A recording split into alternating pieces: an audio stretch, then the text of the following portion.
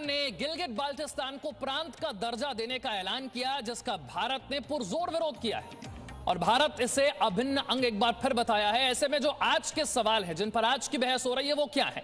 आज के सवाल यह है कि पीओके गिलगित बाल्टिस्तान अब जल्द ही अखंड हिंदुस्तान बनने वाला है, क्योंकि विदेश मंत्रालय का जवाब अगर आप पढ़ें तो उसमें साफ कहा गया है कि जो हिस्सा पाकिस्तान ने इल्लीगली अवैध तरीके से ऑक्यूपाई किया है, उसे खाली करने का वक्त आ गया है।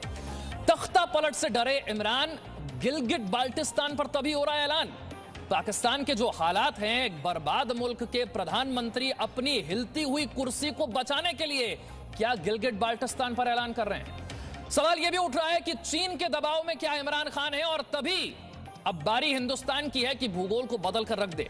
चीन से जो करोड़ों डॉलर का कर्ज पाकिस्तान ने लिया हुआ है, इसके दबाव में पाकिस्तान इतना ज्यादा है, उसके एहसान उतारने हैं, इसीलिए ये कदम उठा रहा है पाकिस्तान। सवाल यह भी कि अब खंड खंड होगा इमरान का नया पाकिस्तान, क्योंकि पाकिस्तान के हालात जिस तरह के बने हैं और भारत की मजबूती जिस तरह से, सवाल यह उठ रहा है कि क्या अब इमरान का यह पाकिस्तान खंड खंड होने की कगार पर पहुंच गया है? सवाल यह भी कि कश्मीर पर भारत के संकल्प से क्या यह परेशान इमरान की एक नई चाल है, क्योंकि कश्मीर पर जो भारत का संकल्प है उसे पूरी दुनिया जानती है और इमरान इसी से डरे हुए हैं। कौन कौन से खास मेहमान हमारे साथ हैं, उनका परिचय आपसे करवा देते हैं। रक्षा विशेषज्ञ कर्नल तेज टिक्कू हमारे साथ जुड़ रहे हैं, राजनीतिक विश्लेषक सईद अब्बास हमारे साथ हैं, बीजेपी के प्रवक्ता गुरु प्रकाश हमारे साथ जुड़ रहे हैं। कर्नल तेज टिक्कू, इसे कैसे समझा जाए, इस कदम को?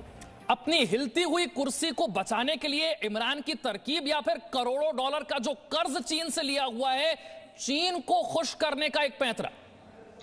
देखिए, सबसे पहले हमें गिलगित की थोड़ी मैं आपको जानकारी दूं।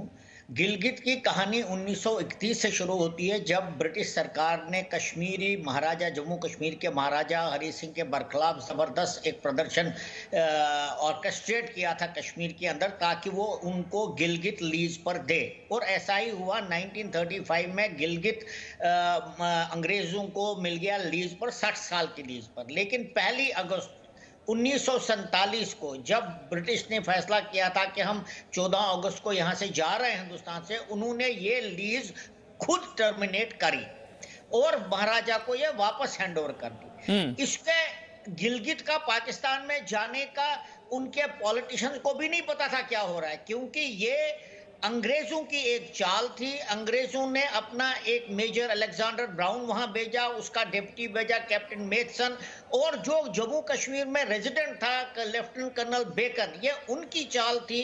और चूंकि पाकिस्तान आर्मी में सिर्फ अंग्रेज ऑफिसर्स थे और उनका चीफ भी एक अंग्रेज था, ये उन्होंने चाल करी। और मैं आपको बताऊं, जब 1 अगस्त को लीज खत्म हुई तो महाराजा हरी सिंह ने अपना गवर्नर वहां पर भेजा, ब्रिगेडियर गंसारा सिंह, और जो रेजिडेंट था उन्होंने उसको गिलगित एजेंसी हैंडओवर कर ली। लेकिन उसके बाद ये अंग्रेजों की चाल की वजह से गिलगित ब्रिगेडियर गंसारा साहब के हाथ से छीन लिया गया, और जिस दिन उनको अरेस्ट किया गया, काफी गोलियां चली रात भर, उस दिन गिलगित और बल्तिस्तान के जितने भी मीर, हुंजा, नागर हवेली जितने लोग थे, वो सब प्रोटेस्ट किया, जबरदस्त जुलूस निकाला कि हम नहीं जाना चाहते हैं पाकिस्तान के साथ में। लेकिन चूंकि वहां पर फौज गंसारा साहब के साथ बहुत कम थी, उस पर कब्जा किया गया, और जब अंग्रेज चला गया तो पाकिस्तान को वो हैंडओवर कर दिया गया। ये किसी भी तरीके से पाकिस्तान का हिस्सा नहीं है। और यही बात विदेश मंत्रालय की तरफ से भी कही गई है, गुरु प्रकाश जी। लेकिन अब सवाल भी तो उठ रहा है कि अवैध और जबरन कब्जा ये पाकिस्तान का कब तक पाकिस्तान के पास रहेगा? अंतरराष्ट्रीय मंच पर इस वक्त सबसे कमजोर आवाज है इस वक्त पाकिस्तान और चीन की। भारत की आवाज मजबूत है, ये सबसे अच्छा वक्त है इस हिस्से को वापस लेने का। निश्चित रूप से जिस प्रकार इस पूरे पैंडेमिक के काल में हमारे देश के यशस्वी प्रधानमंत्री श्री नरेंद्र मोदी जी ने एक इंटरनेशनल लेवल पे लीडरशिप का परिचय दिया है, वो अद्भुत है, अविस्मरणीय है। लेकिन विशाल जी, आपके माध्यम से मैं जानकारी पूरे देश के साथ साझा करना चाहूंगा। Senge Hasnan Sering Institute of Gilgit Baltistan Studies चलाते हैं, और उनका आज का ट्वीट है आज का ट्वीट है जिनमें उन्होंने कोट करके लिखा है कि हमारे हिस्से वाले कश्मीर में लोकल सेल्फ गवर्नमेंट के लिए चुनाव हो रहा है, क्या ऐसा संभव है कि गिलगिट बाल्टिस्तान में भी कभी लोकल सेल्फ गवर्नमेंट का चुनाव हो? तो ये बिल्कुल संभव है और आने वाले समय में आप देखेंगे मजबूती से इंटरनेशनल फोरम पे इंटरनेशनल लॉ को फॉलो करते हुए हम अपने अखंड भारत को परिपूर्ण करेंगे। और इमरान खान साहब जो बात बात पे चीन की कठपुतली बन जाते हैं, मैं उनके सिपह सलारों से पूछना चाहता हूं कि उनको मालूम नहीं है क्या चीन में जो उइगुर मुसलमान हैं उनकी क्या स्थिति है, किस प्रकार वहां लोकतंत्र तो है नहीं लेकिन हर रोज डेली बेसिस पे उन लोगों को अत्याचार और न जाने कैसे कैसे प्रकार के आक्रमणों का सामना करना पड़ता है। ऐसे देश के साथ आप साठगांठ करते हैं और वहां के लोगों के साथ जो कि गिलगिट बाल्टिस्तान के लोग डिजर्व करते हैं। आपके नीति में, आपके नियत में, आपके केंद्र में कभी भी गिलगिट बाल्टिस्तान रहा नहीं है। गिलगिट बाल्टिस्तान एक बहुत ही स्ट्रेटेजिक फेलियर था कांग्रेस पार्टी का। ये वही कांग्रेस पार्टी है जिन्होंने 1994 में 2008 में एक रेजोल्यूशन तो लाया बट रेजोल्यूशन के आगे कुछ कर नहीं पाए। ये कांग्रेस पार्टी आज शांत है, वो चुप हो जाती है। ये पाकिस्तान जाते हैं और पाकिस्तान जाकर के वहां के लिटरेचर फेस्टिवल में, वहां के सेमिनार में यहां के लोकतंत्र को गाली देते हैं, यहां के लोकतांत्रिक तरीके से चुने हुए जो सरकार है उसको गाली देते हैं। आप चाहे किसी का बयान उठा के देख लो, आप मणिशंकर अय्यर का बयान उठा के देख लो। ठीक है, लेकिन प्रधानमंत्री का संकल्प तो कश्मीर को लेकर पूरी दुनिया जानती है। सईद अब्बास, जो बात गुरु प्रकाश कह रहे हैं मैं उसे ही आगे बढ़ा रहा हूं।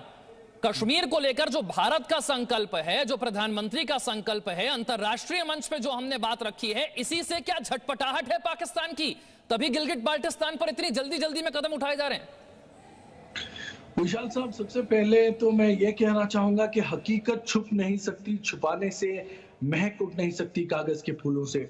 इमरान खान जो है एक फेल्ड प्राइम मिनिस्टर हैं और अपने पाकिस्तान को जो आतंकवादियों को पाल रहे हैं, और इसके साथ साथ इनको पता है कि जो पाकिस्तान ऑक्यूपाइड कश्मीर है वो भारत का हिस्सा है, था, है और हमेशा रहेगा। और मैं जो रूलिंग गवर्नमेंट डिस्पेंसेशन है उसका पूरा समर्थन करता हूं। हालांकि मेरे प्रिय मित्र हैं गुरु प्रकाश, मैं उनकी बात से काफी बार मैं इख्तलाफ रखता हूं, लेकिन मैं ये बात बताना चाहूंगा, जी हाँ बिल्कुल चीन के साथ दोस्ती करते हैं इमरान खान, लेकिन उइगर मुस्लिम के बारे में आप बात नहीं करते, हिंदुस्तानी मुसलमानों के बारे में बात करती है। अरे थू है ऐसे मुनाफिकों पे इमरान खान जैसे, जिसको हमें बड़ा चिंताजनक यह है कि ये खुद इतने बड़े मुनाफिक आदमी हैं, इनको कोई हक नहीं बनता किसी और के बारे में बोले। रही गिलगिट पाकिस्तान की बात, रही पाकिस्तान ऑक्यूपाइड कश्मीर की बात, मैं आपको ये बता दूं, अखंड भारत जो है वो था, है और हमेशा रहेगा। पाकिस्तान एक आतंकवादी टेरर स्टेट है और इसका आगे बढ़ना, यूनाइटेड नेशंस को इसका जरूर जरिया निकालना होगा। और ऐसे मुनाफिक लीडर, इमरान खान जैसे लीडर की कोई भी भरपाई नहीं है। और ये बड़ा ही शर्मिंदगी की बात है कि ऐसा आदमी पाकिस्तान मुल्क का लीडर माना जाता है, लेकिन एक फेल स्टेट है और आतंकवादियों को पाल रहा है। और पाकिस्तान ऑक्यूपाइड कश्मीर कभी भी नहीं था, कश्मीर हिंदुस्तान का था, है और हमेशा रहेगा। ठीक है कर्नल देशटिक को इस बात से तो कोई भी इनकार नहीं करेगा कि चीन और पाकिस्तान की आवाज अंतरराष्ट्रीय मंच पर जितनी कमजोर इस वक्त है शायद कभी नहीं रही है। भारत के लिए भी बहुत जरूरी है कि वो अभिन्न हिस्सा सिर्फ अंतरराष्ट्रीय मंच पर कहे नहीं, अब आगे बढ़कर कदम उठा ले, उसे रोकने वाला कोई नहीं होगा।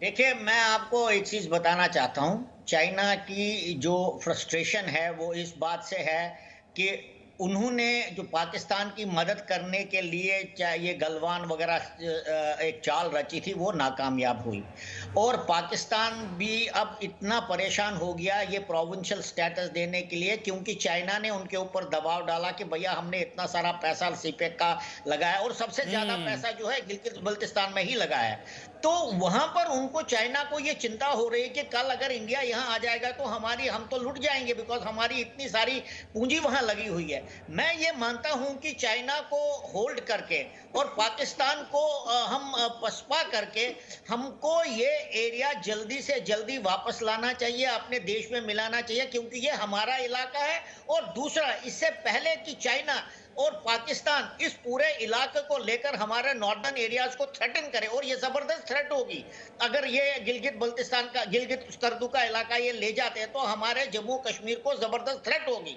और हमारा तो ये इलाका है, हम वहां जाएंगे, हमारी अफगानिस्तान के साथ सीमाएं मिलेंगी, हमारे सेंट्रल एशिया के साथ सीमाएं मिलेंगी, और सबसे जरूरी बात है हम उगीर मुस्लिमों का भी मदद कर सकते हैं कि क्योंकि इसकी टेरिटरी सिंकिया के साथ भी मिलती है। ये हमारे लिए ठीक है, स्ट्रेटेजिकली बहुत जरूरी है और हमें इस बात पर सोचना चाहिए। इरफान हफीज लोन, अभी तो पुलवामा को लेकर पाकिस्तान की संसद में कबूलनामा आया है।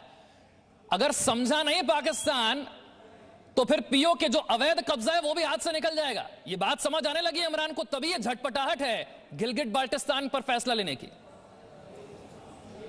देखिए, मैं सबसे पहले आपको ये बताना चाहूंगा कि मेरे जैसे लोग जो हिंदुस्तान के आईन में एक मसले का हल ढूंढते थे और हम इलेक्टोरल प्रोसेस का हिस्सा भी बनते थे और हमें यहाँ पर गद्दार कहा जाता था कि भाई आप मसले कश्मीर के हल में रुकावट हो, क्योंकि हिंदुस्तान उन इलेक्शनों को किसी और तरीके से सामने रखता था। मेरा मानना था इलेक्शन अपनी जगह और कश्मीर समस्या अपनी जगह, इसे नहीं जोड़ना चाहिए। लेकिन आज वही लोग हमें सवाल पूछते हैं, हम उनसे कहते थे हिंदुस्तान एक लोकतंत्र है, हम एक हल ढूंढेंगे, लेकिन वो हमें मिसाल देते हैं। वो कहते हैं देखिए पीओके, पाकिस्तान के पास जो कश्मीर का हिस्सा है उनका अपना प्रधानमंत्री है, उस हिस्से में उनका अपना राष्ट्रपति है, प्रेसिडेंट है, उनका अपना इलेक्शन कमीशन है, उनकी अपनी सुप्रीम कोर्ट है, उनका अपना वहां पर अपनी असेंबली है। लेकिन अब देखिए भारत जो कहता है कि हम एक बहुत बड़ा लोकतंत्र है, उन्होंने किस तरीके से 5 अगस्त को हमें कर्फ्यू में डाला जब हमारी असेंबली यहाँ पर थी नहीं।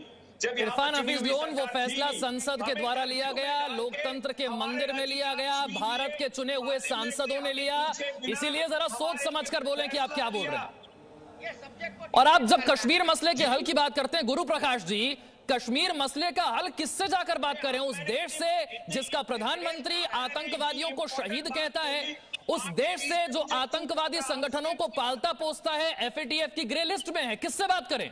यह हिस्सा हमारा है और हम लेकर रहेंगे, बात बिल्कुल साफ है। गुरु प्रकाश, निश्चित रूप से मैं आपके माध्यम से बताना चाहता हूं, मैं लोन साहब की बातों को सुन रहा था। लोन साहब, अनावश्यक बात पे 5 अगस्त को लाने का जो आप काम करते हैं बहुत गलत करते हैं। आप बात पे 5 अगस्त को लाने का काम गलत करते हैं। 370 हटाने के बाद जम्मू कश्मीर में महिलाओं का, आदिवासियों का, दलितों का, पिछड़े समाज का कल्याण हुआ है। जिस में वहां के वाल्मीकि समाज सफाई कर्मचारी के आगे किसी नौकरी के लिए अप्लाई नहीं कर सकते थे, आप लोगों ने अन्याय किया वहां के महिलाओं के साथ। आप बात बात पे 5 अगस्त को लेकर के आते हैं, ये उचित नहीं है, ये उचित नहीं है। 370 हमारा डोमेस्टिक मामला है, ये इंटरनेशनल फोरम पे कई बार स्थापित किया जा चुका है। उस मुद्दे को अब आप बार बार नहीं लेकर आ सकते हैं। और जहां तक इमरान खान की बात है, उनका फेल्ड स्टेट हमारे सामने है आज। लोन साहब, शांतिपूर्वक बात को सुनिए, आप बातों को सुनिए। 370 जाने के बाद आप क्यों चाहते हैं वहां पे सल्तनत बना रहे? आप क्यों चाहते हैं वहां एक परिवार का शासन बना रहे? आप क्यों चाहते हैं वहां पे लोकतंत्र की हत्या होती रहे? ऐसा हम नहीं होने देंगे। और 5 अगस्त के बाद जम्मू कश्मीर में शांति बहाल हुई है।